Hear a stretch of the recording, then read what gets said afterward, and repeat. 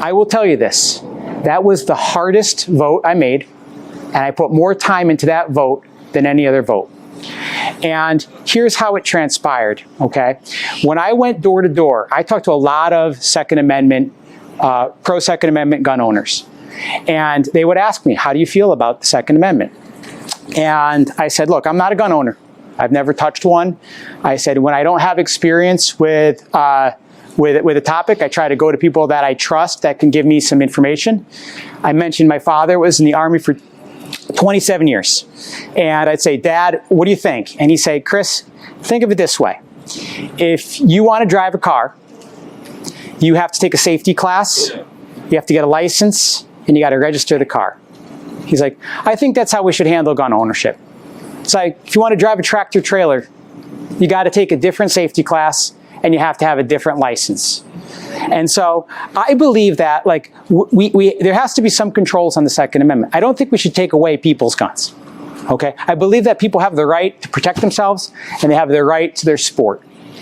And so I got into the Capitol. I'm in my office one day, and my legislative aide comes to me and says, you got a call from a gentleman, Dave Baccaro.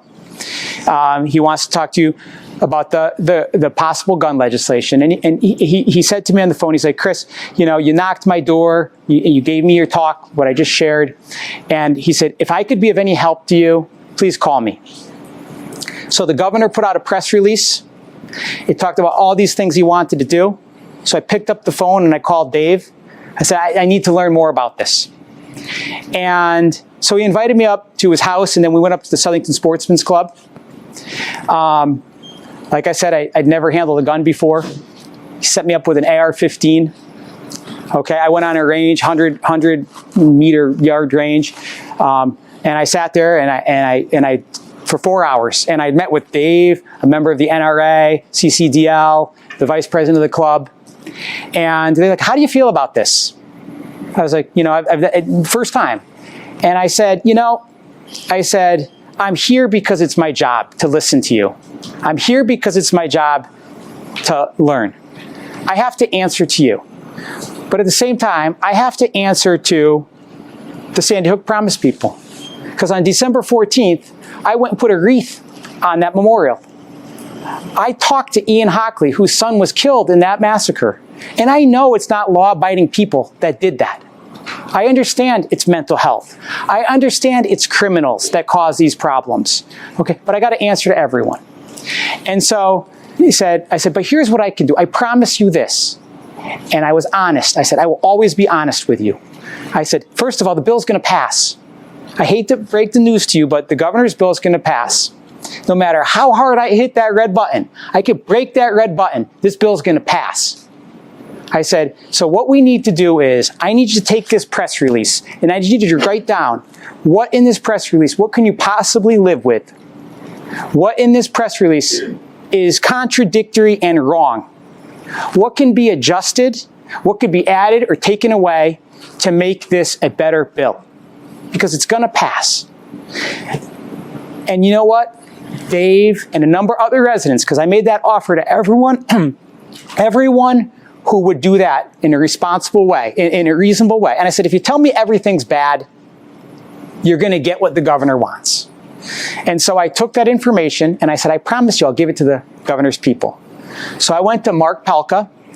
He is the Undersecretary for Criminal Justice. Through him, I got all of those emails. You can FOI my email to see the forwards and my comments. And I said, what can we do for our business owners that sell guns in our town? What can we do for our law-abiding gun owners? And I said, I'll work with you. So here's what happened. And I don't want to leave anything out, okay? That first bill, okay, had nothing in it about criminals. We increased penalties for people who commit firearms infractions. We strengthened the penalties for, or the parole and the bail conditions in that bill, okay? We strengthened penalties for lost and stolen guns. It's unfortunate if your gun is stolen or lost, just report it, okay? We protected concealed firearms. And, you know, I know open carry was a big concern for a lot of people, but what was wrong in that bill was it said, if you're concealed carrying and you go to a restaurant or a bar where there's alcohol served, and that gun's exposed, you can get arrested. And I said to Mark Pelka, what happens when the dad is out with his family and they go to the wooden tap and that gun's exposed? And you know what? You want him to lock it in his car? Like, we got a problem with people breaking in the cars. Okay? So that doesn't make sense to me. They took that out. They protected that conceal. And you know, if you have a bulge or you reach up for a box of cereal at the supermarket, that's also protected too. Okay? We went and we said there was a provision in that bill to say everybody's limited to buying one handgun a month. It increased to 3 for residents through retail, not private purchases, not inheritances, and 6 for instructors. We expanded that. There was talk about an ammunition tax. I spoke vocally. When I was at that shooting range and I saw all those casings on the ground, that's their sport. I go skiing every weekend of the winter. If they started putting a tax on my lift tickets, I wouldn't be happy.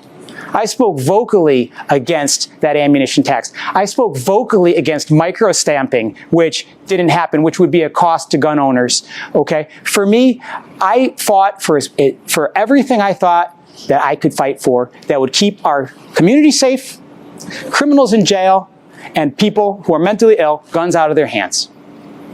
And at the end of the day, all that advocacy, all that compromise, I had to exchange my yes vote for that. Do I wish we could have had a hybrid open carry? Do I wish they said, you know, if you have an AR-15, you can't open carry that. But if you're a responsible gun owner, you can carry a pistol? Yes. In fact, I asked, and they told me no. Okay? And that's the thing about compromise, right? Compromise, people typically walk away feeling they didn't get enough or they took too much away.